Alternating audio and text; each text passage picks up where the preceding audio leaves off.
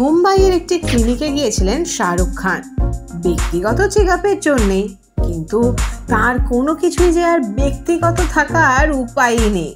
যতই ছাতার তলায় মুখ হুডিতে ঢেকে বেরোন, ফ্যানেরা ঠিক ধরে ফেলেন।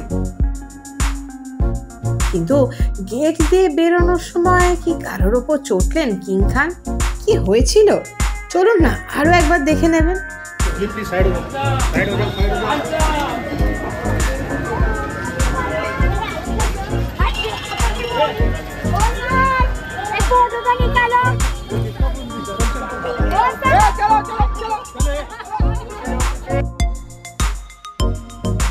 এই সময় ডিজিটাল